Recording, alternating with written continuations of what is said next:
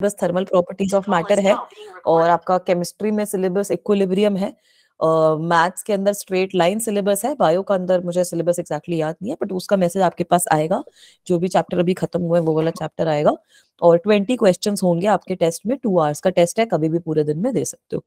ठीक है, तो ऑनेस्टली स्पीकिंग टेस्ट बहुत जरूरी है देना, टेस्ट को देना कभी भी स्किप मत करो।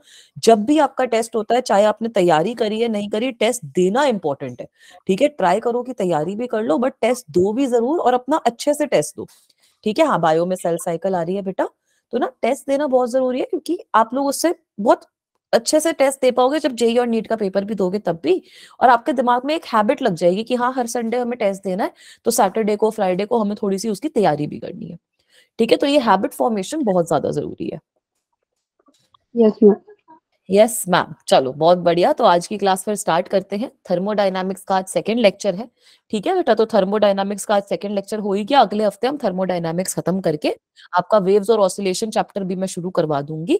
हम कोशिश करेंगे कि जनवरी में आपका सेकंड टर्म का जो सिलेबस है वो खत्म कर दे, ताकि आपके पेपर के पहले मैं आपको फर्स्ट टर्म के चैप्टर्स भी अच्छे से कवर करवा पाऊँ। ठीक है, मैं ट्राई करूंगी कि आपका ग्रेविटेशन और रोटेशन वाला जो चैप्टर है वो रिवाइज करवा दूं आपको, क्योंकि रोटेशन रिवाइज करोगे तो रोटेशन के साथ में सारे पुराने चैप्टर्स भी रिवाइज हो जाएंगे, और आपका जेई और नीट तो नहीं, अब तो नीट के बच्चे हो आप, तो नीट की आपकी साथ साथ में तैयारी भी हो जाएगी। ठीक है, तो जैसे हम सेकंड टर्म का सिलेबस खत्म करेंगे, हम फर्स्ट टर्म के चैप्टर्स थोड़े बहुत रिविजन पे आ जाएंगे। ऑल राइट, ठीक है बेटा। तो आज आपका थर्मोडायनामिक्स का सेकंड लेक्चर है, उसके अंदर हमें दो चीजें मेजरली डिस्कस करनी है। एक तो हम डिस्कस करेंगे about first law of thermodynamics, and एक हम डिस्कस करेंगे स्पेसिफिक हीट कैपेसिटी। ठीक है बेटा, तो पिछली क्लास में हमने काफी सारी चीजें डिस्कस कर ली थी, उनको क्विकली रिवाइज कर लेते हैं, उसमें आप मेरी हेल्प करो रिवाइज करने में। तो सबसे पहले हमने पिछली क्लास में क्या पढ़ा था? थर्मोडायनामिकल सिस्टम। तो थर्मोडायनामिकल सिस्टम क्या होता है बेटा? जो मैम सराउंडिंग में डिफरेंट एनर्जी चेंज करता है। Very good, very good, very good. Good evening रेशम, गुड इवनिंग बेटा। तो थर्मोडायनामिकल सिस्टम हमने ऐसे ही पढ़ा था ना, कि कोई भी ऐसा आपके पास सिस्टम होता है और एक बाउंड्री से सेपरेटेड होता है, और सराउंडिंग में उसके बाकी यूनिवर्स का जो भी पार्ट है उसको हम सराउंडिंग कह रहे हैं, है ना। और इसकी ये जो होती है, ये इसकी बाउंड्री होती है जो सराउंडिंग और सिस्टम को सेपरेट करती है। तो सिस्टम बेसिकली क्या हो गया? जिसको आप ऑब्जर्व कर रहे हो, यूनिवर्स का जो भी हिस्सा है जिसके ऊपर आप ऑब्जर्वेशन कैरी कर रहे हो, वो। अब ये 3 टाइप का होता है। कौन कौन से 3 टाइप का होता है बेटा? Ma'am open, close, isolated. Very good, open, closed end isolated. ठीक है बेटा, तो ये 3 टाइप का होता है। ओपन सिस्टम में आप एनर्जी और मैटर दोनों एक्सचेंज कर सकते हो। क्लोज सिस्टम में आप खाली एनर्जी एक्सचेंज कर सकते हो, मैटर एक्सचेंज नहीं कर सकते। और आइसोलेटेड सिस्टम में आप कुछ भी एक्सचेंज नहीं कर सकते। ठीक है, ये हमने पिछली क्लास में पढ़ा था। उसके बाद फिर हमने क्या पढ़ा था बेटा? उसके बाद we started studying about thermal equilibrium. तो थर्मल इक्विलिब्रियम का क्या मतलब है? थर्मल इक्विलिब्रियम का क्या मतलब होता है? वेरिएबल्स का मास जो है वो यहाँ पे रिएक्टेंट और प्रोडक्ट दोनों बराबर होते हैं। वेरी गुड, ठीक है। बच्चे ने बोला रिएक्टेंट रेट वगैरह सब कुछ इक्वल है। ठीक है बेटा, एक बच्चे ने बोला कि जहाँ पे आपका जो मास वॉल्यूम वगैरह है, मैक्रोस्कोपिक वेरिएबल है, वो चेंज नहीं होते। ठीक है, तो थर्मल इक्विलिब्रियम वही होता है कि आपके macroscopic variables do not change with time. Macroscopic variables do not change with time. इसकी एक और डेफिनेशन हमने देखी थी कि टेम्परेचर आपका सेम हो जाता है। ठीक है, मतलब आपका जो heat transfer, no difference between system and surrounding. Very good, no difference in what बच्चा? No difference in temperature. ठीक है, नो डिफरेंस इन टेम्परेचर, तो उसको हम कहते हैं कि आपका ये थर्मल इक्विलिब्रियम अचीव हो चुका है। ये हमने पढ़ा था। उसके बाद हम आ गए थे जीरोथ लॉ पे। बच्चों ने ऐसे फर्स्ट लॉ भी बता दिया वंशिका ने, वेरी गुड बेटा, अभी आएंगे फर्स्ट लॉ पे भी। फिर हमने क्या पढ़ा था बेटा? जीरोथ लॉ के बारे में पढ़ा था। जीरोथ लॉ क्या बोलता है? जीरोथ लॉ क्या बोलता है? मैम अगर कोई भी रिएक्शन ए या बी में हो रहा है, या ठीक है, फिर ए सी में हो, तो जो बी और सी होगा, ए और बी में वो भी हो रहा है। ठीक है बेटा, रिएक्शन नहीं होता। बोलता क्या है कि थर्मल इक्विलिब्रियम के बारे में बोलेगा ना। तो अगर बी और सी आपके थर्मल इक्विलिब्रियम में है, अगर ए और बी और सी नहीं, ये तो गलत। मैम हाँ बेटा, बिल्कुल सही। ठीक है, अगर बी और सी थर्मल इक्विलिब्रियम में है, तो जीरोथ लॉ क्या बोलता है हमें? कि मैम अगर दो सिस्टम किसी तीसरे सिस्टम के साथ थर्मल इक्विलिब्रियम में है, तो इसका मतलब है कि ए एंड बी भी थर्मल इक्विलिब्रियम में ही होंगे। ठीक है, अगर दो सिस्टम ए और बी किसी तीसरे सिस्टम सी के साथ थर्मल इक्विलिब्रियम में है, then this means that B और ए भी थर्मल इक्विलिब्रियम में होने चाहिए। और ये लॉ इंपॉर्टेंट क्यों है बेटा? वेरी गुड रेशम, बिल्कुल सही बोल रहे हो बच्चा। और ये लॉ हमारा इंपॉर्टेंट क्यों है? क्योंकि इस लॉ की वजह से थर्मल इक्विलिब्रियम और जीरो अर्थ लॉ की वजह से टेम्परेचर का कॉन्सेप्ट आया था कि थर्मल इक्विलिब्रियम में अगर दो ऑब्जेक्ट्स हैं, दो सिस्टम थर्मल इक्विलिब्रियम में, तो इसका मतलब है कि कोई ऐसी स्केलर क्वांटिटी होनी चाहिए जो कांस्टेंट हो रही है इन दोनों ऑब्जेक्ट्स के, इन दोनों सिस्टम्स के केस में। ठीक है, मूविंग ऑन, लास्ट चीज जो हमने पढ़ी थी वो हमने 3 चीजें कवर करी थी। उसमें हमने पढ़ा था about heat, internal energy and work, है ना? ये सारी चीजें हमने कवर कर ली थी पिछली क्लास में। हीट क्या होती है? Heat is a form of energy. Very good बेटा, हीट तो सिंपली आपकी फॉर्म ऑफ एनर्जी हो गई। हीट तो कुछ होती नहीं मैम, फॉर्म ऑफ एनर्जी है, सिंपल सी बात है ना? मैं भी अग्री कर जाती हूँ। इंटरनल एनर्जी क्या होती है कि जो भी कॉन्फ़िगरेशन और मॉलिक्यूल्स के मोशन की वजह से एनर्जी है, वो इंटरनल एनर्जी होती है। हाँ बेटा, मैम ये स्टेट फंक्शन है। हाँ very good, internal energy state function है, ये भी हमने कल देखा था। ठीक है, फिर हमने ये देखा था कि आइडियल गैस के केस में इंटरनल एनर्जी खाली काइनेटिक एनर्जी की वजह से आती है, जो मॉलिक्यूल्स के काइनेटिक एनर्जी है उसकी वजह से आती है। और वर्क के बारे में क्या देखा था बेटा? मैम वर्क डन का फॉर्मूला डिराइव होता है। हाँ, वर्क डन का फॉर्मूला आया था PDV. Work done is equal to multiplication of pressure with volume, volume का चेंज बोल लो, कुछ भी बोल लो, और जो छोटा वर्क डन होता है that is simply equal to pressure multiplied by change in volume, DW is equal to PDV. ठीक है, ये सारी चीजें हमने पढ़ ली थी, है ना बच्चा? इसमें किसी को कोई दिक्कत हो? पॉजिटिव में क्लॉकवाइज और नेगेटिव में एंटी क्लॉकवाइज। और मैम सही बोल रही हूँ, साइक्लिक प्रोसेस भी कवर कर ली थी हमने, है ना? ये सारी कुछ चीजें जो हमने पिछली क्लास में, कल की क्लास में पढ़ी थी। अब आज moving on, the first thing which we want to understand is first law of thermodynamics. तो फर्स्ट लॉ ऑफ थर्मोडायनामिक्स बहुत सिंपल है, जो सारे कॉन्सेप्ट आपने कल पढ़े हैं उन्हीं के ऊपर बेस्ड है। ठीक है, तो फर्स्ट लॉ ऑफ थर्मोडायनामिक्स क्या बोलता है कि, हाँ बेटा,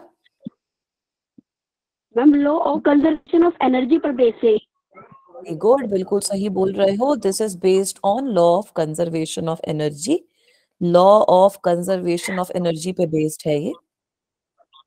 ठीक है, और ये ना, हाँ जी बेटा, बिल्कुल सही। बच्चे ने क्या बोला कि energy can neither be created nor be destroyed. तो आपने हीट एनर्जी सिस्टम में प्रोवाइड करी है, तो अब जो हीट एनर्जी है वो आप डिस्ट्रॉय नहीं कर सकते, उसको आप क्रिएट नहीं कर सकते। ये हीट एनर्जी आपको यूज करनी पड़ेगी। और ये किस चीज में यूज होती है? एक तो सिस्टम की जो इंटरनल एनर्जी है उसको चेंज करने में हीट एनर्जी आपकी यूज होगी, और दूसरी चीज जो भी वर्क डन हो रहा है वो आपका हीट एनर्जी पे डायरेक्टली डिपेंड करेगा। ठीक है, बड़ा सिंपल सा, इसको तो इमेजिन करना। Yes ma'am. है ना बेटा? तो यही आपका फर्स्ट लॉ ऑफ थर्मोडायनामिक्स बोलता है। दिस इज द स्टेटमेंट, अलग अलग जगहों पे अलग अलग तरीके से लिखी होगी। कभी कभी आप देखोगे सिंपल लिखा हुआ है Q is equal to U plus W, कभी कभी आप देखोगे delta Q is equal to U plus W लिखा है, बट सब चीजें सेम ही बात बोल रही है। ठीक है, तो इसकी स्टेटमेंट क्या होती है वो भी आप लिख लो। हीट सप्लाइड, मतलब अगर आप सिस्टम में कोई भी हीट सप्लाई कर रहे हो जिसको हम DQ से रिप्रेजेंट करते हैं, to the system is the sum of, अब ये जो हीट सप्लाई है ये किसका सम होती है? चेंज इन इंटरनल एनर्जी और वर्क डन का। तो it is the sum of external work done by the system. ठीक है, जो भी सिस्टम आपका वर्क कर रहा है, एक्सटर्नल वर्क कर रहा है, उसका सम होती है, let me say that this is DW, and increase in its kinetic energy,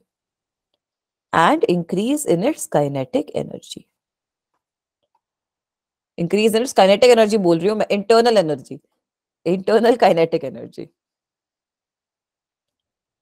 ठीक है बेटा, which is equal to what? Which is equal to DU। तो यहीं पे आपकी ये स्टेटमेंट भी यही बोलती है that DQ is basically the sum of work done DW and the increase in kinetic energy DU। ठीक है, फर्स्ट लॉ समझ में आया कि कहां से आता है, क्या बोलता है, ये सबको समझ में आया? ठीक है बेटा, जी मैम। Very good. अब इसमें ना एक इंपॉर्टेंट चीज आप लोगों को समझनी है और उसको नोट डाउन भी करना है, दैट इज साइन कन्वेंशन। ठीक है, साइन कन्वेंशन का क्या मतलब है कि DU को कब पॉजिटिव नेगेटिव, हाँ बेटा, फर्स्ट लॉ में जो सिस्टम से एनर्जी ट्रांसफर होती है वो सराउंडिंग में जाती है। सिस्टम से, अब देखो जैसे आप सराउंडिंग से ही तो एनर्जी सिस्टम के अंदर डालोगे ना, और अगर आप सिस्टम से एनर्जी बाहर कर रहे हो तो वो भी सराउंडिंग में ही जाएगी। अगर आपके दो सिस्टम कांटेक्ट में है तो वहां पे हीट ट्रांसफर हो रहा है। अगर आपका इकलौता, अब जैसे पानी को अगर आप बॉईल कर रहे हो तो आपका सिस्टम क्या हो गया, जो वो बोल है जिसमें आपने पानी को बॉईल किया वो सराउंडिंग बाकी चीजें हो गई। तो जब तक आपने हीट ऑन रख रखी है इसका मतलब है कि आप सराउंडिंग से एनर्जी पानी के अंदर डाल रहे हो, और जब आपने अपनी गैस बंद कर दी तो क्या होगा, पानी गर्म है, जो भी आपकी हीट एनर्जी होगी वो सराउंडिंग में ट्रांसफर हो जाएगी, और पानी है ना, ठंडा हो जाएगा। पानी ठंडा हो जाएगा। ठीक है बेटा, एक बार फिर से बता देती हूँ सान्या, कोई दिक्कत नहीं है।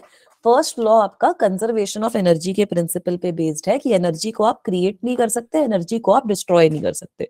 ठीक है, तो फर्स्ट लॉ यही बोलता है कि अगर आप सिस्टम में कोई हीट एनर्जी सप्लाई कर रहे हो तो वो हीट एनर्जी दो चीजों में यूज अप हो जाए।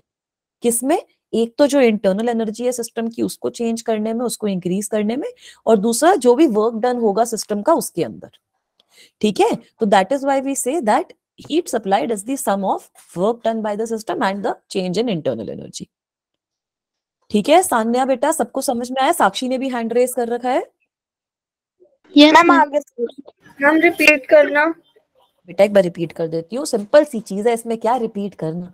अरे अगर कोई किसी चीज को गर्म कर रहे हो, किसी चीज में कुछ एनर्जी प्रोवाइड कर रहे हो, तो वो एनर्जी कहाँ जाएगी, उसकी इंटरनल एनर्जी में जाएगी और वर्क डन करने में जाएगी।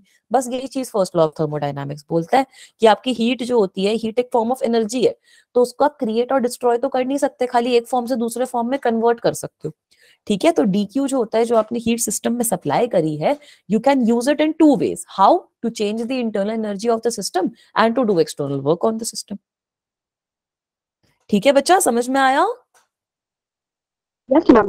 Yes ma'am. Yes ma'am. Very good, ठीक है बेटा, आगे चलते हैं। अब मैं बोल रही थी कि साइन कन्वेंशन के बारे में सीखना बहुत जरूरी है, तो सब बच्चे ये काम करो कि एक बढ़िया सी ऐसे टेबल बना लो। ठीक है, ये मैम सब बना रखी है। अच्छा ये बना रखी है, चलो कोई नहीं, फिर आप सब चेक कर लो कि क्या सीन है इस टेबल का। ठीक है, एक ऐसे टेबल मैम की बना देती हूँ। पॉजिटिव हाँ होती बेटा, है और हीट बाय द सिस्टम जो होती है वो नेगेटिव होती है। वेरी गुड, तो वही चीज मैं यहाँ पर फिर से लिख दूंगी। अगर आपको इसमें कुछ डिफरेंसेस लगे तो उसको देख लेना, नहीं लगे तो चलने देना। ठीक है बेटा, ओके मैम। तो अब हमने जी ये वाली चीज कल पढ़ी थी, क्या पढ़ा था कि आपका जो सीवी होता है, CV is equal to 1/n delta U upon delta T, है ना, ये आपने काइनेटिक थ्योरी ऑफ गैसेस में पढ़ा था। तो यहाँ से आप क्या देख रहे हो कि जो आपका डेल्टा यू होता है that is equal to what, n CV delta T, yes है मैम। ना बेटा।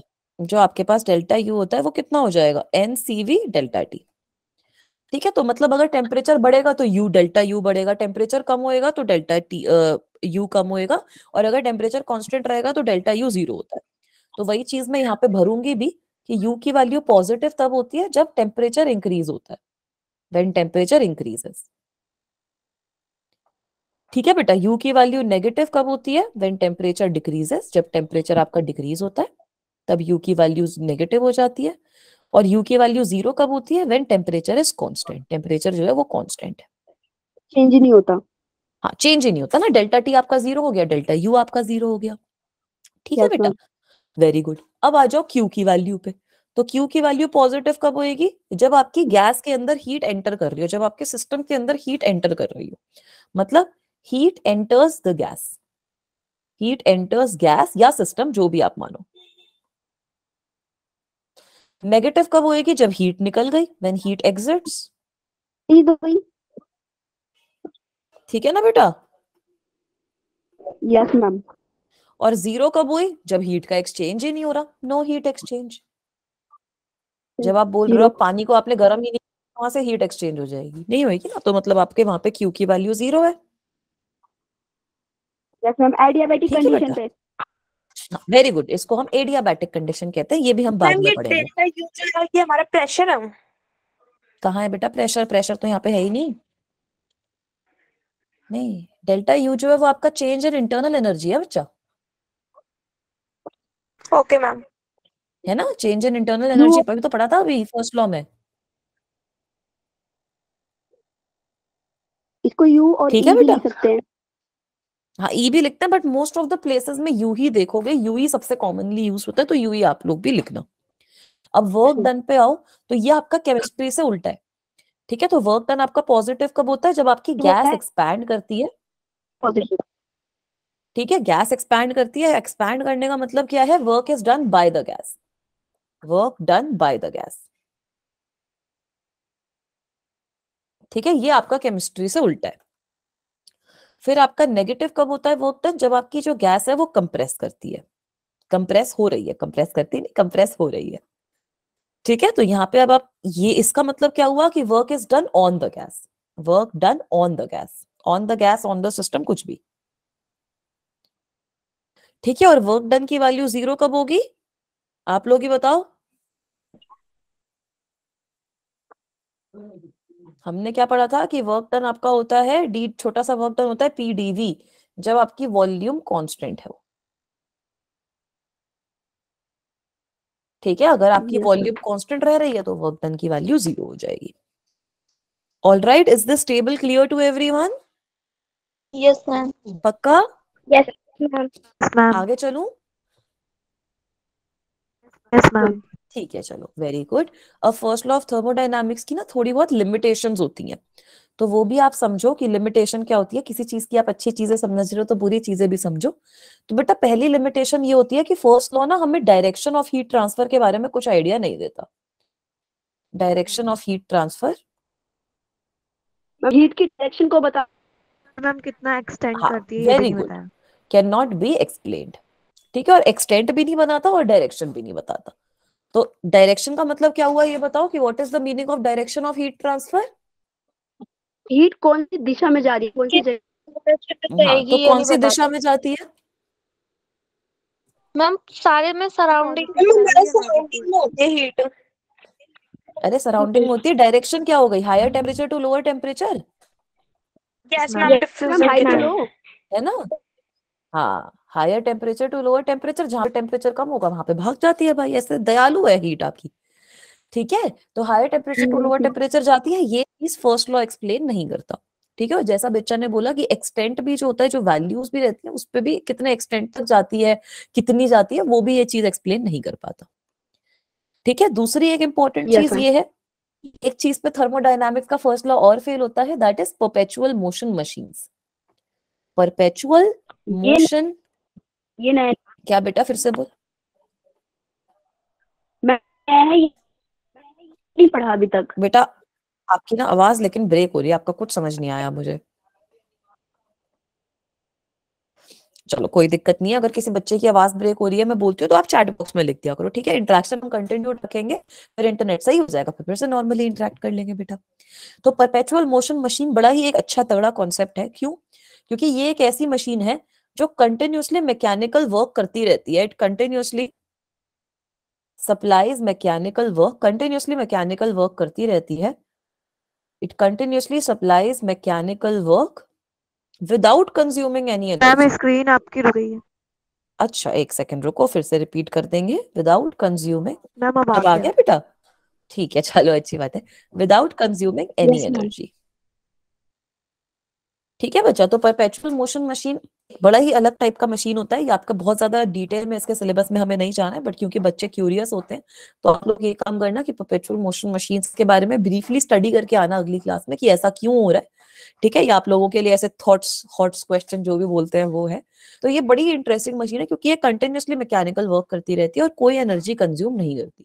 तो यहाँ पर भी आपका फर्स्ट लॉ ऑफ थर्मोडायनामिक्स इसको एक्सप्लेन करने में फेल हो जाता है, ठीक है बच्चा। आगे चलूं? Yes ma'am. ठीक है, तो अब आ जाओ, एक दो क्वेश्चन सॉल्व करेंगे इसके, ठीक है। क्वेश्चन सॉल्व करने हैं? Yes ma'am. मैम करने हैं। Yes ma'am. ठीक है, चलो बेटा, बढ़िया बात है। तो ये आपका, मैम एक बार लास्ट वाली हाँ, स्लाइड दिखाना। ये लो बेटा देख लो, ठीक है। तो फर्स्ट लॉ से आपके क्वेश्चंस अच्छे बनते हैं, अच्छे क्वालिटी ऑफ क्वेश्चंस होते हैं, अच्छे क्वेश्चंस आते भी हैं, ठीक है। कैलकुलेशन वाले क्वेश्चंस आते हैं अगर आएंगे तो ये आपका नीट ओडिशा का क्वेश्चन है। ओडिशा होता है, उड़ीसा होता है, क्या बोलते हो लोग? Like Odisha is I think the correct pronunciation, ठीक है बेटा। तो नीट ओडिशा का क्वेश्चन है ये, ओडिशा बोलते हैं, ठीक है। चलो मैं भी गूगल करूंगी अभी कि ओडिशा होता है ओडिशा होता है, पता चल जाएगा, पता चलना चाहिए सही क्या है गलत क्या है, ठीक है बच्चा। तो बड़ा अच्छा क्वेश्चन है। Yes, यहाँ ma'am. पे बोला क्या है कि 1 ग्राम ऑफ वाटर है आपके पास 1 ग्राम ऑफ वाटर है। साथ साथ में ना हम लोग एक चीज करेंगे, जो भी चीजें गिवन है उनको नोट करते रहेंगे। ये आपको हर क्वेश्चन में आपको यही अप्रोच फॉलो करनी है। तो सबसे पहला चीज क्या गिवन है कि मास का है 1 ग्राम।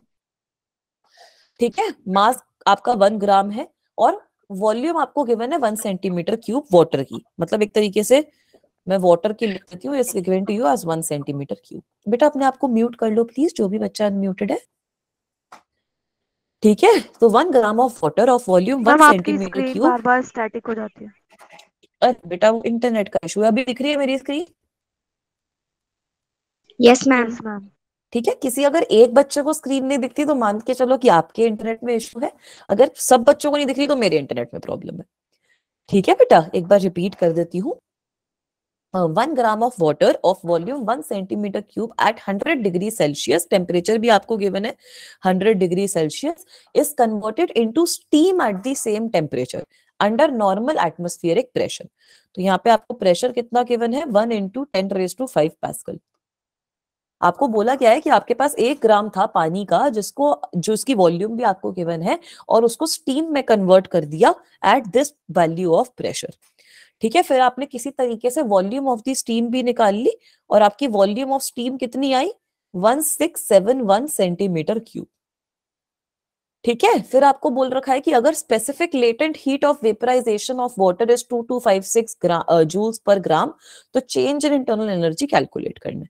मतलब यहाँ पे आपको latent heat of vaporisation given है कितनी 2256 जूल्स पर ग्राम। तो सबसे पहले आप मुझे ये बताओ कि ये लेटेंट हीट क्या होती है बेटा, what is the meaning of latent heat?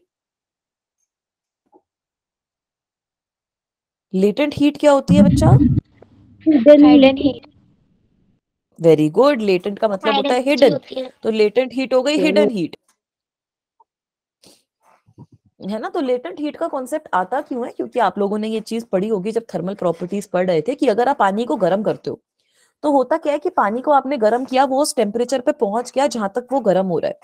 But दिक्कत क्या रहती है अब कि अब वो जो पानी है ना वो 100 डिग्री सेल्सियस पे ही कुछ टाइम तक रहेगा और आप कंटिन्यूसली गर्म करते रहोगे, मतलब तब तक आपकी स्टीम बननी शुरू नहीं होगी। तो ऐसा होता क्यों है? उसका टेम्परेचर भी और नहीं बढ़ेगा।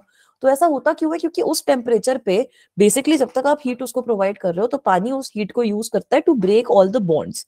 ठीक है, जो भी सारे बॉन्ड्स है वाटर मॉलिक्यूल्स के बीच में उसको ब्रेक करने की कोशिश करता है ताकि अब आप उसको स्टीम में कन्वर्ट कर पाओ, तो वो आपकी लेटेंट हीट की तरीके से अराइज होती है।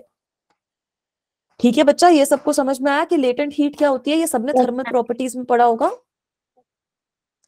Yes ma'am, very good. So now we have to determine the change in internal energy. तो फर्स्ट लॉ आपको पता है क्या होता है? That Q is equal to what? Change in internal energy plus work done. Yes ma'am. Yes ma'am. है ना, इसका मतलब क्या है कि चेंज इन इंटरनल एनर्जी कितना हो गया? W। Q minus work done. ठीक है, अब हमें यहाँ पर एक तरीके से Q और W की वैल्यू निकालनी है। तो W की वैल्यू तो निकाल लोगे, yes ma'am. Pressure Yes, ma'am. Multiplied by, है ना, volume of steam minus volume of water, निकल जाएगी बेटा। Yes ma'am. Pressure multiplied by volume of steam minus volume of water, दोनों की वॉल्यूम आपको गिवन है। क्यू की वैल्यू कैसे निकालोगे? हीट की वैल्यू कैसे निकलेगी? एनर्जी की वैल्यू कैसे निकलेगी? Heat.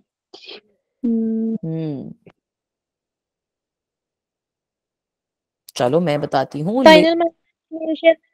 Final minus initial what? Ma'am क्या पूछा आपने? कि क्यू की वैल्यू कैसे निकालेंगे? मैम 100 डिग्री दिया हुआ है। बेटा वो तो टेम्परेचर हो गया। यस मैम, हमें हीट निकालनी है। हीट निकालनी है तो हीट का कॉन्सेप्ट आएगा स्पेसिफिक लेटेंट हीट से ना। Ma'am delta U by ma'am W. क्यों? अरे वो तो delta U by delta U तो निकालना है, वो पता ही नहीं तो उसको क्या करोगे यहाँ पे डाल के? बेटा क्यू की वैल्यू निकलेगी ये लेटेंट हीट से। कैसे निकलेगी? जो आपका हीट होता है that is equal to mass multiplied by latent heat. पढ़ा था थर्मल प्रॉपर्टीज में सब बच्चों ने, यस मैम। यस। है ना? याद आया कि हाँ वाह वैसा कोई एक्सप्रेशन पढ़ा था? तभी तो मैं बोलती हूँ कि thermal properties, kinetic theory of gases और थर्मोडायनामिक्स तीनों रिलेटेड हैं। ठीक है बेटा, तो अब तो निकल जाएगा, अब तो आंसर ही आ गया। यस मैम, क्योंकि हमें हीट है ना, डेल्टा यू की वैल्यू निकाल भी देती हूँ। चलो मैं आप लोगों की अच्छे से हेल्प कर देती हूँ। मास आपको पता है कितना है? है ना, मास की वैल्यू यहाँ पे डाल दोगे और ये आपको जो एनर्जी गिवन है ये Yes, ma'am. 2256 जूल्स पर ग्राम गिवन है, तो इसलिए आपको यहाँ पे ग्राम से केजी में कन्वर्ट करने की जरूरत नहीं है, यूनिट्स का सब ध्यान रखेंगे। ठीक है बेटा, तो डेल्टा यू की वैल्यू कितनी आ जाएगी, 2256 मल्टीप्लाइड बाय 1, अब प्लस, अब वर्क डन कितना है, pressure multiplied by VS minus VW, तो प्रेशर आपका कितना है 10⁵ पास्कल, इन दोनों को सब्ट्रैक्ट करोगे तो 1671 में से 1 माइनस कर दो, 1670 आ जाएगा, क्योंकि ये सेंटर मीटर में है, इसको मीटर में कन्वर्ट करना है, तो यहाँ पे आपके पास 10⁻⁻⁶ की टर्म आएगी। मैम स्क्रीन रुक गई फिर स्टॉप हो गई। अभी दिख रही है? यस मैम अब शो हो रही है। ठीक है बेटा, तो ये तो सिंपल, मैंने सारा का सारा जो मैथ्स है वो इसमें सारे के सारे फॉर्मूलाज डाल दिए, तो इसकी वैल्यू निकालोगे तो क्या हो जाएगा 2256 माइनस 167, तो अब तो निकल जाएगी। Yes ma'am. बेटा चेंज इन इंटरनल एनर्जी आ जाएगा आपका 2089 जूल्स। ठीक है, वेरी गुड बच्चा, option B is the correct answer. तो इस तरीके के क्वेश्चंस आएंगे, नीट में कर लोगे? Yes, ma'am. पहले गिवन लिखेंगे ना, फिर अप्रोच हो हाँ, जाएगी क्वेश्चन। हमेशा आपके पास इस चैप्टर का क्वेश्चन हो, किसी भी चैप्टर का क्वेश्चन हो, हमेशा सारी जो गिवन वाली टर्म्स है वो लिख लो।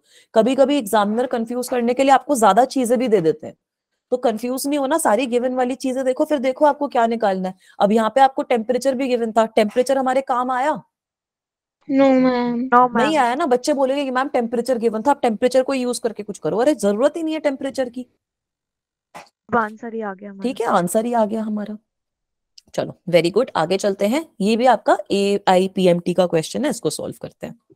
ठीक है, ये आपका थोड़ा सिंपल क्वेश्चन है, वो पिछला वाला क्वेश्चन सबसे मुश्किल क्वेश्चन था अभी तक जो भी है, बाकी सारे इसकी बात सिंपल ही है। मैम इसमें तो यूनिट दी हुई है। हाँ यूनिट दी हुई है, इसमें यूनिट तो चेंज करनी है बस, ये कैलोरी से जूल बदल दो काम हो जाएगा। तो अगेन फिर से वही, चलो वही वाली सेम अप्रोच फॉलो करते हैं जो अभी हमने सीखी है। क्या वाली? गिवन और टू फाइंड वाली। गिवन लिखो और टू फाइंड लिखो और फिर सोल्यूशन अपने आप हो जाएगा।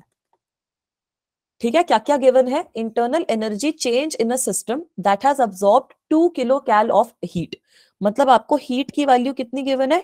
2 किलो कैल। 2 किलो कैल। ठीक है बेटा, और आपको Yes. गिवन है and done 500 joules of work.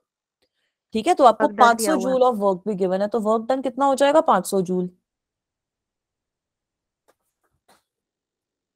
ठीक है बेटा, Yes, ma'am. Yes, ma'am. तो यहाँ पे हीट इसने अब्सॉर्ब करी और इसने वर्क डन किया है। ठीक है, तो ऐसी आपके पास सिचुएशन आ गई है। ठीक है, तो अब आप देखो ये वाली चीज भी ध्यान से कि अगर सिस्टम में हीट एब्सॉर्ब होती है तो क्यू की वैल्यू पॉजिटिव रहती है, इसलिए Yes, यहाँ पे ma'am. पॉजिटिव साइन लगा, और जब वर्क डन होता है तब उसकी work done by the system होता है, डन 500 जूल्स ऑफ वर्क, मतलब सिस्टम ने काम किया है, तब हम वर्क डन की वैल्यू पॉजिटिव लेते हैं, इसलिए यहाँ पर इन दोनों वैल्यूज को हमने पॉजिटिव लिया है। क्वेश्चन पढ़ के ये साइन लगाने भी आप लोगों को आने चाहिए। आपको अब कैलकुलेट क्या करना है? इंटरनल एनर्जी चेंज, मतलब आपको सिंपली डेल्टा यू की वैल्यू निकालनी है। तो निकाल लोगे सब बच्चे? Yes, ma'am. Yes, ma'am. पे खाली एक कॉन्सेप्ट आपका यूज होगा। वेरी गुड, बच्चों ने आंसर भी निकाल दिया। मैम मैंने निकाले ऑप्शन 4. गुड जॉब बेटा, वेरी गुड, डी ऑप्शन सही बोल रहे हैं। ये नेगेटिव साइन आ रहा है संजू का, तो उसको भी देखते हैं क्यों आ रहा है। ठीक है, तो 1 कैलोरी आपको पता है 4.2 जूल्स के बराबर होती है, तो अगर मैं क्यू की वैल्यू, मतलब 1 किलो कैलोरी कितनी हो गई? 4200 जूल्स, है ना, इंटू 1000 कर दिया। Yes, ma'am. ठीक है बेटा, तो क्यू की वैल्यू कितनी हो जाएगी? 2 इंटू 4200 जूल्स माने 8400 जूल्स। ठीक है, अब आपको फर्स्ट लॉ तो आता है? Yes, ma'am. First Yes, law, ma'am. Q is equal to delta U plus work done. इसका मतलब क्या है बेटा? Delta U will be Q minus work done. Minus so you work. Can determine the value very easily. 7,900 joules. Q कितना? 8400 है ना बेटा, 8400 minus work done आपको 500 गिवन था, तो सिंपल आ गया मैम 7900 जूल्स। संजू ठीक है बेटा, नेगेटिव का समझ में आया? Yes, ma'am. Work done on the system नहीं है, डन 500 जूल्स ऑफ वर्क। ठीक है, That's इंग्लिश समझो, ये वाली इंग्लिश अच्छे से दे रखी है, इसमें छोटी सी स्टेटमेंट है, इंग्लिश में ट्विस्ट खा जाओगे। Internal energy change in a system that has absorbed 2 kilo cal of heat, मतलब सिस्टम के अंदर हीट गेन हुई है। And done 500 joules of work, मतलब work is done by the system, system ने काम किया है। ठीक है संजू, समझ में आया? अगर यहाँ पे work done on the system होता तो ये नेगेटिव हो जाता, फिर आपके पास आंसर आता 8400 प्लस 500, तो ऑप्शन ए सही मार्क कराते आप लोग। ठीक है, आगे Yes, चलूं? ma'am. Yes ma'am. Very good, let us solve another question now. ठीक है, ये बड़ा ही सिंपल क्वेश्चन है, इसका आंसर तो आप लोग ही मुझे बता दो, फिर से पुराना, बहुत पुराने पेपर का क्वेश्चन है। First law of thermodynamics is a consequence of All of these. Ma'am D. और ऑल ऑफ दिस। मतलब सब बच्चों को ना यूजुअली बी और डी में ही कंफ्यूजन होती है, तो बेटा इसका करेक्ट आंसर है ऑप्शन बी। ठीक है, वर्क डन जो यस मैम, लोग कंजर्वेशन हाँ, ऑफ एनर्जी है। कंजर्वेशन ऑफ एनर्जी के प्रिंसिपल पे होता है, conservation of heat, conservation of work का प्रिंसिपल नहीं है, कंजर्वेशन ऑफ एनर्जी के प्रिंसिपल पे होता है। आपके जो दो मेजर इंपॉर्टेंट प्रिंसिपल्स हैं वो कंजर्वेशन ऑफ एनर्जी और कंजर्वेशन ऑफ मास है। ठीक है, तो उसी के ऊपर चल रहा है सारा फिजिक्स, और किसी चीज पे नहीं चल रहा। ठीक है बेटा, मैंने इसके ऊपर ना एक बड़ा ही प्यारा सा देखा था बचपन, मतलब बचपन में तो क्या, जब ऐसे इंस्टाग्राम वगैरह पे आप चलाते हो, so there are some beautiful quotes. तो उसमें ऐसा कुछ था कि क्योंकि मास को कभी क्रिएट नहीं कर सकते और मास को कभी डिस्ट्रॉय नहीं कर सकते, तो आप लोग ये इमेजिन करो कि जब बिग बैंग थ्योरी हुआ होगा और यूनिवर्स क्रिएट हुआ होगा, तब यूनिवर्स के सारे फ्रैगमेंट्स वगैरह जो भी थे वो भी हम लोगों में कहीं ना कहीं है, क्योंकि मास खाली एक जगह से दूसरी जगह पे ट्रांसफर हो सकता है। तो इनिशियली सारा जो यूनिवर्स था, उसके बाद अर्थ में एवोल्यूशन हुआ, अर्थ बननी शुरू हुई, तो आपके पास डायनासोर्स का भी कुछ ना कुछ पार्ट है जो हमारे आसपास अभी घूम रहा है। बिल्कुल जो स्टार्टिंग थी यूनिवर्स की, उसका भी हमारे पास कुछ ना कुछ फ्रैगमेंट, किसी स्टार का कुछ फ्रैगमेंट, सब चीजों के हम बने हुए हैं बिल्कुल। So that is a poetic quote, that was a poetic quote, but it was quite interesting to see it. Alright, quite beautiful to think about things ना, वर्ल्ड को ऐसे अच्छी सी प्यारी सी नजर से देखो तो बड़ी सुंदर दुनिया है। Yes, ma'am. ठीक है, आगे चले। Yes, ma'am. चलो बढ़िया, तो अब ये क्वेश्चन करते हैं। This is a question from NCERT exemplar, it is a good question. ठीक है, सिंपल क्वेश्चन है, अच्छा क्वेश्चन है, प्यारा क्वेश्चन है, तो ढंग से समझो। A system goes from P to Q by two different paths. ठीक है, यहाँ पे आपके दो पॉइंट हैं, एक पॉइंट है पॉइंट पी, दूसरा पॉइंट है पॉइंट क्यू। आपको बोला है कि आपका सिस्टम पी से क्यू में जा रहा है। ठीक है, space is your favourite theme, I also like to read things about space. ठीक है बेटा, पी से क्यू में आपका सिस्टम जा रहा है और दो टाइप की प्रोसेसेस फॉलो कर रहा है। ठीक है, एक प्रोसेस है प्रोसेस 1 और दूसरा है यहाँ पे आपका प्रोसेस 2 फॉलो हो रहा है। ठीक है, अब आपको चीजें गिवन क्या क्या है वो भी फिर से हम नोट डाउन कर लेंगे। हर क्वेश्चन में जिसमें भी डेटा गिवन है उसमें आप यही अप्रोच फॉलो करो, बहुत बढ़िया रहोगे, सब खुश रहोगे। ठीक है, पहले बात क्या गिवन है, heat given to the system in path 1 is 1000 joules, मतलब Q1 की वैल्यू गिवन है 1000 जूल्स। ठीक है, आपको ये भी गिवन है कि work done by the system along path 1 is more than path 2 by 100 joules, मतलब W1 is equal to W2 plus 100। ये चीज गिवन है क्वेश्चन में, है ना? इसका मतलब क्या हुआ बेटा, W1 minus W2 is equal to 100। बच्चे ने लिखा है, रेशम ने कितने, जब यूनिवर्स वगैरह के बारे में बात करते हैं तो बहुत सारे क्वेश्चंस दिमाग में आते हैं, दैट इज गुड, इतने सारे क्वेश्चंस होते हैं। आजकल तो आप लोगों के पास एक बड़ी अच्छी चीज है, वो है इंटरनेट। जो भी क्वेश्चन दिमाग में इंटरनेट पे लिखो उसका आपको आंसर मिल जाएगा। हमारे टाइम पे वो नहीं हुआ करता था, तो हम पेरेंट्स को परेशान करते थे, फिर मम्मी पापा भी ढूंढ के कहीं से लाते थे, आंसर देते थे हमको। ठीक है बेटा, तो ये वाली दोनों चीजें हमें गिवन है, हमें निकालना क्या है कि what is the heat exchange bye the system in path 2, Q2 की वैल्यू निकालनी है। ठीक है, तो अब आप लोग मुझे पहले ये बताओ कि इसमें आप क्या अप्रोच फॉलो करोगे, what is the approach which you will follow in this question. Ma'am work done by the system है तो प्लस आएगा। ठीक है, वो तो चलो मैंने W1 W2 लिख दिया, प्लस माइनस तो छोड़ो। और क्या चीज करें हम यहाँ पर, क्या कर सकते हैं? ये डायग्राम देख के कुछ दिमाग में आ रहा है कि मैम ये कर सकते हैं वो कर सकते हैं? साइक्लिक प्रोसेस है मैम। हम साइक्लिक प्रोसेस साइक्लिक है ये प्रोसेस तो। नहीं है बेटा, ये प्रोसेस नहीं है पूरी। आपको बोला है कि P और Q जो है ना, वो दो पॉइंट है, उस पे आप गए हो, दो पाथ से गए हो। साइक्लिक प्रोसेस का मतलब होता है घूम अच्छा, वापसी आ गए, इनिशियल पॉइंट P है, फाइनल पॉइंट Q है, बस दो पाथ फॉलो करें, तो साइक्लिक प्रोसेस नहीं है ये। इनिशियल हम डेल्टा क्यू। अच्छा, बेटा एक पिछली क्लास में कॉन्सेप्ट पढ़ा था हम लोगों ने कि जो ये होता है चेंज इन इंटरनल एनर्जी, वो आपका स्टेट फंक्शन होता है, यस मैम। वो यूज करते हैं ना यहाँ पे। ठीक है, उसका मतलब क्या है, अब आपको पता है डिपेंड करता फर्स्ट है। लॉ से, है ना। अब ये आपको सिर्फ फाइनल।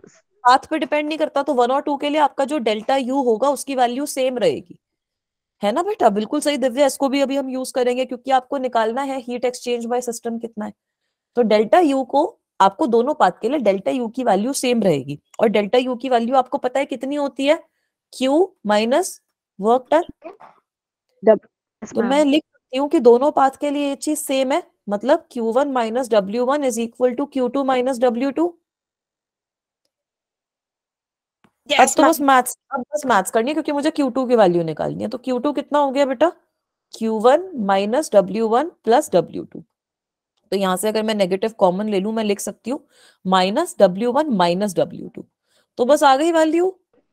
Q1 कितना था 1000, ma'am minus W1 minus W2 कितना था 100, तो क्या आई 900 joules. Option so the number A. Correct answer is option number option A. A. ठीक है बेटा, समझ में आया सबको क्या किया है इस क्वेश्चन में मैंने, सर के ऊपर से तो नहीं Yes, गया। ma'am. ठीक है, एक और क्वेश्चन सॉल्व करते हैं। अब ये क्वेश्चन अच्छा क्वेश्चन है, सिंपल क्वेश्चन है। ठीक है, इसमें भी रीड करते रहो, बस क्या क्या गिवन है उसको हम लिख लेंगे। ठीक है, तो क्वेश्चन सब बच्चे पढ़ेंगे। इन अ thermodynamic process, pressure of a fixed mass of a gas is changed in such a manner that the gas molecule gives out 20 joules of heat। तो अब सबसे पहले मुझे बताओ, हीट हमें 20 जूल गिवन है, पॉजिटिव या नेगेटिव? Negative. नेगेटिव हो जाएगी क्योंकि heat is given out, On the system. है ना बेटा, heat is given out. Yes ma'am. ठीक है बेटा, अब ये तो आ गया 20 joules of heat and 10 joules of work is done on the gas. तो वर्क डन क्या आएगा, पॉजिटिव या नेगेटिव? ऑन मैम इसमें वर्क, I'm positive. Positive. अच्छा, work is done on the gas, Negative. Negative आएगा ना। फिजिक्स और chemistry में उल्टा है, फिजिक्स और केमिस्ट्री में उल्टा है मामला। Work done on the gas, अभी दिखाती हूँ वो टेबल जो मैंने बनवाई थी बच्चों की। ये टेबल बनाई थी ना, क्या देखा था, work done on the gas में जो वर्क डन है वो नेगेटिव आता है, गैस कंप्रेस हो रही है। Yes yes ma'am. Ma'am Yes, कल भी ma'am. पढ़ा था। हाँ कल ही पढ़ा था, आज भी पढ़ लिया, कल भी पढ़ लिया, अब ये याद हो जाना चाहिए। तो वर्क डन आपका हो गया बेटा नेगेटिव। तो अब आपको एक और चीज गिवन है कि if the internal energy of the gas is 40 joules then find the final internal energy. मतलब आपको इंटरनल एनर्जी इनिशियल आपको गिवन है कितनी, 40 जूल्स, और फाइनल तो निकालनी आपको है। फाइनल आपको निकालनी है। तो ये तो निकाल लो कि बड़ा सिंपल हो गया, यस मैम। है ना। Yes ma'am, delta U is equal to Q minus W.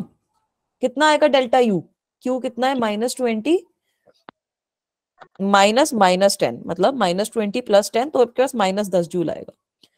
इसका मतलब क्या है कि final internal energy minus initial must be equal to -10। मतलब कितना हो जाएगा, UI -10 माने फाइनल इंटरनल एनर्जी हो जाएगी 30 जूल्स। करेक्ट ऑप्शन क्या हुआ बेटा, Yes, ma'am. A option A. ये आपका, अब ये क्वेश्चन सिंपल एनसीईआरटी का क्वेश्चन है, बट ऐसा क्वेश्चन भी आपके पेपर में आ सकता है अगर एग्जामिनर का मन करे तो। ठीक है, इस तरीके की चीजें कर लोगे। Yes ma'am. Yes, ma'am. कर ली. चलो, तो ये क्वेश्चंस हमने कर लिए, अब अपने अगले कॉन्सेप्ट पे मूव करते हैं आज की क्लास के लिए। वो कॉन्सेप्ट आपको बहुत इजी लगेगा क्योंकि वो सारी चीजें आप थर्मल में पढ़ चुके हो और काइनेटिक एनर्जी में भी पढ़ चुके हो। ठीक है बेटा, काइनेटिक थियरी में पढ़ चुके हो। तो ये टॉपिक है हीट कैपेसिटी। तो अब आप लोग मुझे बताओ, हीट कैपेसिटी का मतलब क्या होता है बेटा, what is the meaning of heat capacity?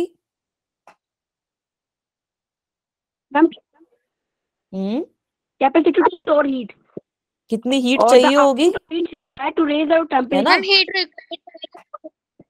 Very good, amount of heat required to raise the temperature by how much, 1 degree kelvin very 1 good, degree. Very good, Need. बिल्कुल सही, to raise of unit 1 temperature. Gram of object. ठीक है, ऐसा लिख सकती हूँ। Ma'am, आपको also path function. बिल्कुल सही बोल रहे हो बेटा। ठीक है, तो इसको हम डिनोट कैसे करते हैं, कैपिटल एस जूल से। पर के वेरी गुड। जूल्स होता है इसका यूनिट जो रहता है, जूल पर केल्विन इसका यूनिट रहता है। Joule per kelvin. ठीक है बेटा, इसको डिनोट करते हैं कैपिटल एस से। डी क्यू कैसे लिखते हैं इसको? Del Q upon del T के फॉर्म में। Upon del T. ठीक है, कुछ कुछ बुक्स में देखोगे S is equal to D Q upon D T भी गिवन होता है, तो both are the Yes, same ma'am. Things. इसमें थोड़ा सा इंस्टेंट, मैम ये एक्सटेंसिव हाँ बिल्कुल सही बोल रहे हो। ठीक है बेटा, तो काफी काफी जगहों पे आप ऐसे भी देखते हो कि डी क्यू की वैल्यू आपको गिवन है एस डी टी के बराबर, तो ये चीज भी आपको अब समझ में आ गई। ठीक Yes, है, ma'am. Studied this in thermal properties already. अब आ जाओ अगली डेफिनेशन पे, स्पेसिफिक हीट कैपेसिटी। ये तो बहुत बार पढ़ चुके भाई। स्पेसिफिक हीट कैपेसिटी का मतलब क्या होता है? Heat capacity per unit mass. बिल्कुल सही, heat capacity per unit mass.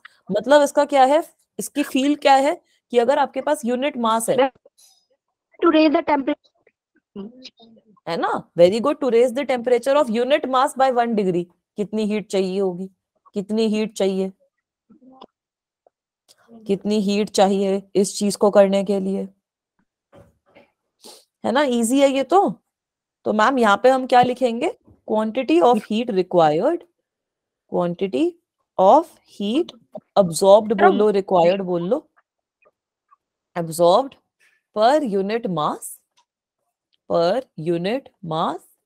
when temperature increases by 1 unit, when temperature increases by 1 degree।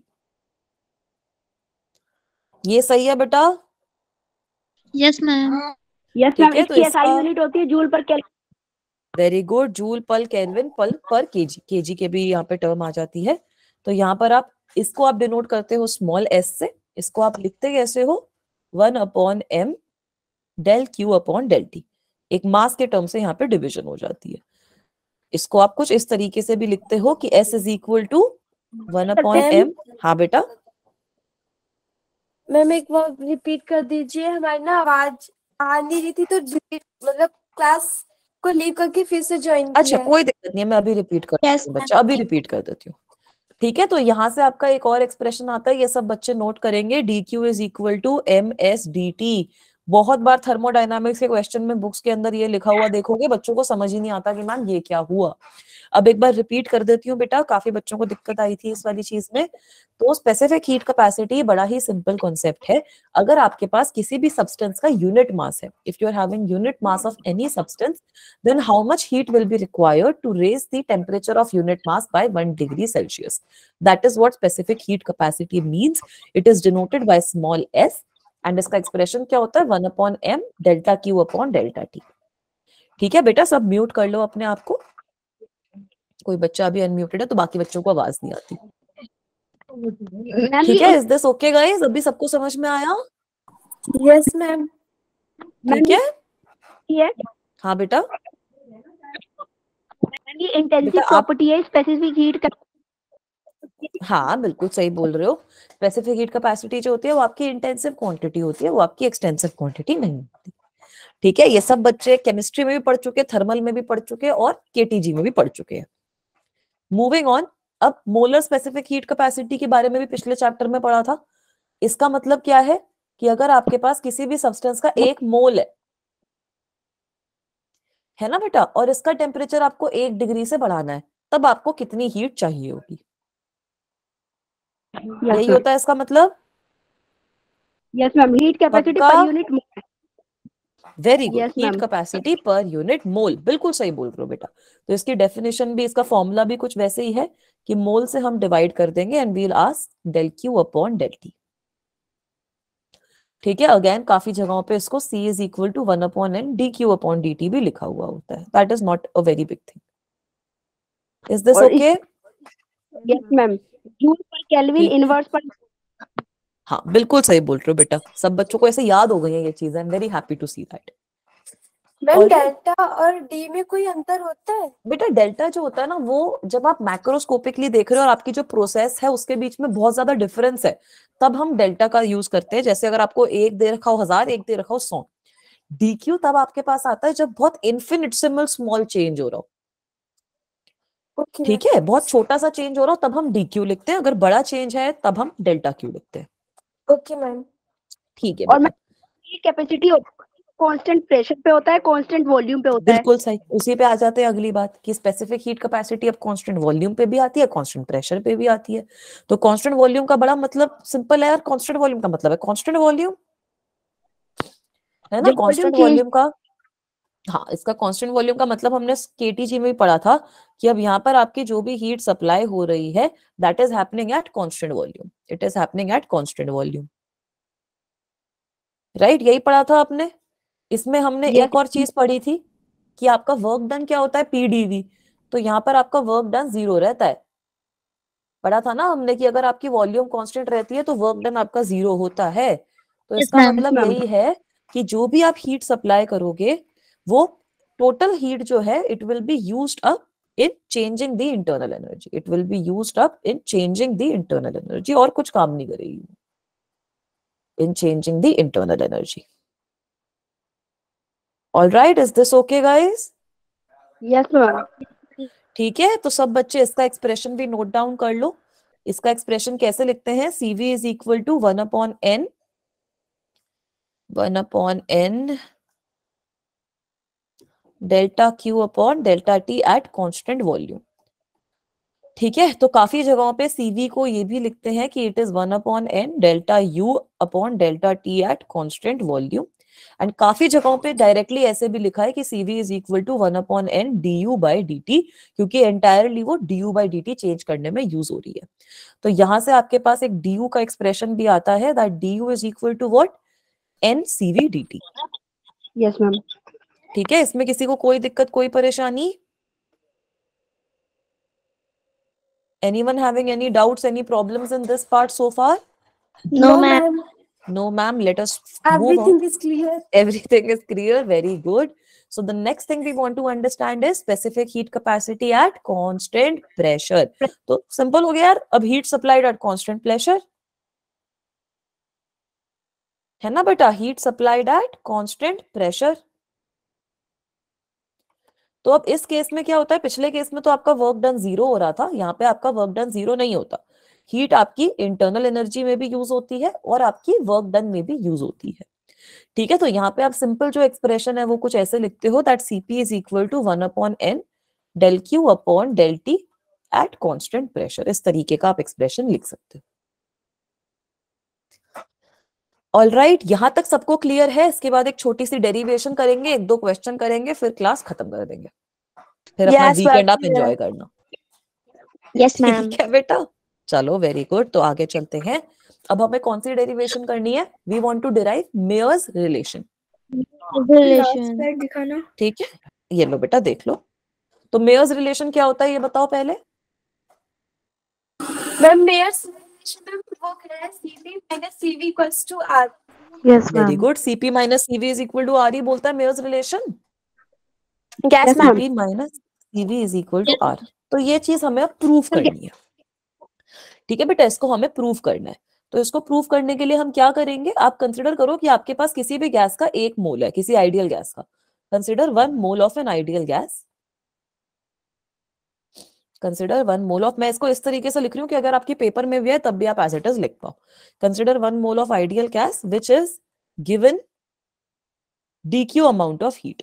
ठीक है, उस आइडियल गैस में आपने DQ amount of heat supply करी है to raise its temperature, to raise its temperature by dt, to raise its temperature by dt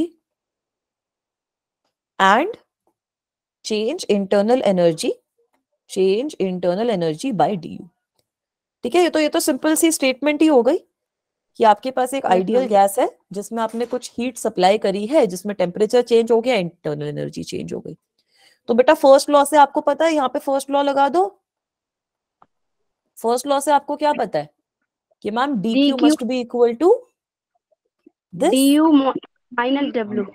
DU plus W, है ना Yes, बेटा। ma'am. जो पूरी हीट है that will be used up in internal energy and work done, है ना। तो अब आपको पता है कि वर्क डन आपका DW कितना होता है, PdV। तो यहां से मैं एक अच्छी सी चीज क्या लिख सकती हूँ, यहां से मैं क्या लिख सकती हूँ, that DQ will be equal to DU plus U PdV। Plus P W. Yes ma'am. ठीक है बेटा, इसमें किसी को कोई दिक्कत कोई परेशानी नो मैम। No ma'am. नहीं? क्लियर है? चलो वेरी गुड। अब आ जाओ सेकंड जगह पे। सेकंड जगह पे क्या मैं बोल रही हूँ कि अगर मैंने जो हीट है वो कांस्टेंट वॉल्यूम पे सप्लाई करी है तो क्या होगा? If heat is supplied at constant volume then what will happen guys? Delta V 0। Very good. अगर हीट आप कांस्टेंट वॉल्यूम पे सप्लाई कर रहे हो तो dV is equal to 0, which Yes, means ma'am. कि आपका जो वर्क डन है वो 0 हो गया, है ना बेटा? तो यहाँ पर हमने क्या पढ़ा था कि आपका जो dQ होता है और du होता है वो इक्वल हो जाएगा, and it will be equal to how much? CV dt, अगर नंबर ऑफ मोल 1 है तो, है ना बेटा? क्योंकि CV is equal to what? dQ upon dt at constant volume. तो क्योंकि dQ is equal to du, तो आप लिख सकते हो कि ये दोनों आपके इक्वल होंगे, किसके इक्वल होंगे? CV dt के। यहां तक क्लियर है बेटा? Yes, ma'am. यस मैम, पक्का? Yes. Yes ma'am. ठीक है, अब चलो आगे मूव करते हैं। नाउ सपोज, इसको कलर कोऑर्डिनेट कर लेना सब लोग। Now suppose we are supplying heat at constant pressure. ठीक है, अब कांस्टेंट प्रेशर पे आ जाओ। Supplying heat at constant pressure, तो कांस्टेंट प्रेशर के केस में सीपी का कॉन्सेप्ट आ जाएगा। तो मैं क्या लिख Yes, सकती हूँ? ma'am. That CP will Yes. Be equal to dQ upon dt at constant pressure. तो यहां से मैं एनसीपी dQ, डेल्टी क्या बेटा? मैम, एनसीपी डेल्टी आ जाएगा अगर हम लिखें। हाँ, n वाली चीज हम मान ही नहीं रहे, n हमने बोल दिया 1 मोल है। Okay ma'am. ठीक है, तो इसलिए हमने n यहाँ पे नहीं लिखा। आप n के तरीके से भी डिराइव करोगे तो आपके पास आंसर सही आएगा, बट हमने n को 1 मोल कर दिया, इसलिए हमने n लिखा ही नहीं। अगर आप n भी लिखोगे तो हर जगह से n आके कट जाता है बाद में। ठीक है, तो यहां से हमारे पास dq कितना आ जाएगा? n आपका 1 है तो सिंपल cp dt आ जाएगा। Right? Is that okay? Yes ma'am. Yes, ठीक ma'am. है, very good. So now we know that now from dq is equal to du plus p dv, अगर आप सारी सब्सटीट्यूट कर दो तो dq आपके पास कितना आ गया? cp dt। du कितना आया था? cv dt plus p dv है आपके पास, है ना बेटा? Yes, ma'am. अब यहाँ पर आप आइडियल गैस इक्वेशन अप्लाई कर सकते हो। From ideal gas equation, EV is equal to NRT. है ना? Yes, n कितना है? ma'am. 1। From ideal gas equation pv is equal to RT, क्योंकि number of mole is 1 mole. Yes ma'am. तो p dv की वैल्यू कितनी हो जाएगी? R dt, yes ma'am. है ना? So I can simply write that cp dt will be equal to cv dt plus R dt। RDT। Yes, ma'am. तो ये आ गया Mayer's relation, dt dt dt cut जाएगा, सिंपल Yes. क्या आ जाएगा? cp is ma'am equal to CP cv is plus R, equal to CPV plus R। है ना बेटा? तो इसका मतलब है मेयर्स रिलेशन आ गया, cp minus cv is equal to R। Yes ma'am. हो गई मैम बस अगर डेरिवेशन। डेरिवेशन करने के लिए आए कि CP minus CV equals to R कैसे, तो हम ये भी कर सकते हैं। अरे यही तो करोगे, डेरिवेशन ही तो है ये मैम हमारी ये मैम ने भी तो कर सकते इतना हैं। बड़ा करवाया था। क्यों भाई, तुम्हारे टीचर्स ऐसा लंबी लंबी चीजें क्यों करवाते हैं जब जरूरत नहीं होती? तो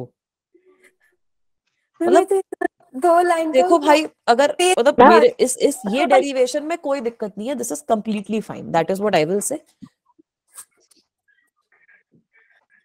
ओके मैम। ठीक है बेटा, आगे टीचर्स ने अगर एक बार उन्हें भी देखना होता है, उन्होंने भी सेम ही डेरिवेशन करवाई हो, बस स्टेप ज्यादा लिखवाए हो, इसलिए आप कंफ्यूज हो। उन्होंने करवाया ही नहीं है पहली जब बार। करवाया ही नहीं है तो करवाया नहीं है तो आप ये लिख के आ जाना, कोई दिक्कत नहीं है। Yes ma'am. पीडीएफ शेयर कर दो ठीक ग्रुप है पे। हाँ बेटा, पीडीएफ मैं अभी आपके क्लास के बाद ही शेयर कर दूंगी, आपका आज बैच 13 है ना, मैं अभी शेयर कर दूंगी। ठीक है, आगे चले। मैम, मैम ये लिखने दीजिए 1 मिनट। Gas constant. लिख लो, 1-2 क्वेश्चन सॉल्व करवा दूंगी क्लास खत्म होने से पहले, ये तो आपको दे दूंगी मैं नोट्स में। हाँ, यस ma'am. मैम करवाऊं question solve? Yes, Yes, ma'am. ma'am. Yes ma'am. ठीक है बेटा, चलो ये आपका मेंस का क्वेश्चन है, बट अच्छा क्वेश्चन है इसलिए आप लोगों को 1 करवा मिनट रही हूँ। दिखाना लास्ट स्लाइड। ये लो बेटा,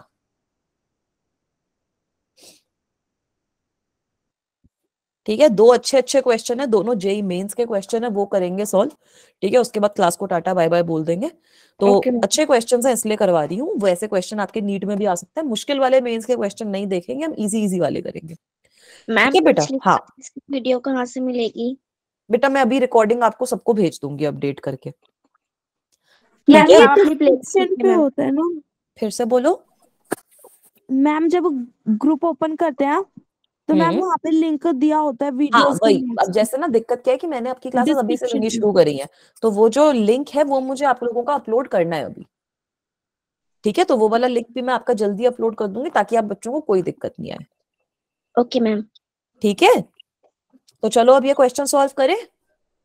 यस मैम। Yes ma'am. ठीक है, आंसर भी अभी- निकाल दिया यार, बड़े ही क्विक हो यार तुम लोग, जेन्युइनली। सो गुड चलो। Job guys, it's a good question, it's a simple question, मुश्किल नहीं है।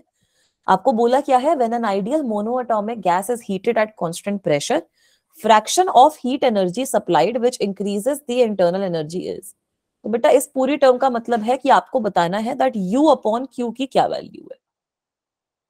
ठीक है, what is the fraction of heat energy supplies which increases the internal energy, मतलब आपको U अपॉन Q डिटरमिन करना है। तो ठीक है, बच्चे सही बोल रहे हैं, आंसर ऑप्शन बी है। वेरी गुड जॉब, ये लो Yeah, ऐसे option. Applauses for you. So good job everyone. तो कैसे निकालते हैं अब ये देखो, हमने पढ़ा है that Q is equal to U plus W, मतलब Q is equal to F/2 nRT plus PV। इसकी जगह मैं nRT भी लिख सकती हूँ, है ना, क्योंकि वर्क डन आपका PV होता है। Yes ma'am. ठीक है, तो अब मेरे पास इंटरनल एनर्जी कितनी है मोनो एटॉमिक गैस के लिए, 3/2 RT, 3/2 nRT। और वर्क डन कितना हो जाएगा, ये Q की वैल्यू कितनी हो जाएगी, 3/2 nRT plus RT nRT। So this will be equal to 5/2 nRT। तो निकाल लोगे fraction U upon Yes. Q कितना आएगा, 3/2 nRT divided by 5/2 nRT। Very simple. So the answer will be simply 3/5 and everyone is right. The answer is option B. Ma'am बेटा आपकी आवाज clear नहीं है आज। ठीक है, समझ में आया सब बच्चों को, मजा आ गया, चलो अच्छी बात है बेटा, गुड जॉब। समझ में आना चाहिए आप लोगों को, मजा भी आ जाए समझ भी आ जाए, दोनों चीजें के लिए मैं बैठी हूँ यहाँ पर। एक और क्वेश्चन सॉल्व करें, आखिरी क्वेश्चन, फिर क्लास को बाबा टाटा बोलेंगे। Yes ma'am. चलो एक और क्वेश्चन सॉल्व करते हैं, ये भी अच्छा क्वेश्चन है। ठीक है, यहाँ पर क्या बोला है, an ideal gas is heated at constant pressure, absorbs amount of energy Q, then the fraction of heat absorbed in raising the internal energy and performing the work. अच्छा खासा टेढ़ी चीज है, इसका मतलब क्या है कि आपको फ्रैक्शन बोला है, क्या निकालना है, आपको निकालना है वर्क डन अपॉन Q, ये फ्रैक्शन आपका कितना है। ठीक है, इन raising the internal energy and performing work, ये आपको वैल्यू निकालनी है। मैम तो ये भी निकाल लो, फिर से बोलो बच्चा। मैम ये भी जेई मेंस का क्वेश्चन है। हाँ ये भी जेई मेंस का क्वेश्चन है, मेंस का क्वेश्चन है बच्चा। मैम इतने छोटे छोटे क्वेश्चंस आते हैं। मैं आपको मेंस के थोड़े जो इजी क्वेश्चन है वो करवा रही हूँ, क्योंकि यूजुअली वही नीट में पूछे जाते हैं। ठीक है, और मेंस के अंदर भी ऐसे 2-2 पेज के क्वेश्चन नहीं आते, वरना बच्चा सॉल्व करता रहेगा आधे घंटे तक। क्वेश्चन आपके इतने छोटे छोटे ही आते हैं हमेशा, चाहे मेंस हो चाहे नीट हो। बस नीट के अंदर मैथमेटिक्स कम रहती है, मेंस के अंदर मैथमेटिक्स थोड़ी ज्यादा होती है। ठीक है, तो यहाँ पर भी बड़ी सिंपल सी चीज आप यूज करोगे। आपको पता है Cp is equal to what, 1/n Q upon delta T। तो यहां से मैं Q की वैल्यू क्या लिख सकती हूँ, NCP delta T। Is this okay guys? Yes ma'am.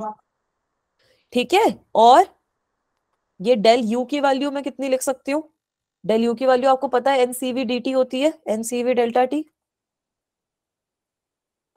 बस इन दोनों चीजों को यूज करके मेरा ये फ्रैक्शन आ जाएगा, कट जाएगा, सीपीसी भी रह जाएगा। सब कट जाएगा, वही तो मैं बता रही हूँ। तो फ्रैक्शन कितना आ जाएगा, वर्क डन अपॉन Q, मतलब वर्क डन कितना होता है, P del V. Q minus delta U होता है ना। आप उसको Yes. कागज मांगो रख के बाहर फेंक दो जल्दी। हाँ, तो ये कितना हो जाएगा, इतना। अब कर लोगे आगे सॉल्व बेटा, 1 B minus option. B option NCV delta T ma'am option upon number N। B. Very good, NCP delta T मतलब 1 अपॉन CV अपॉन CP।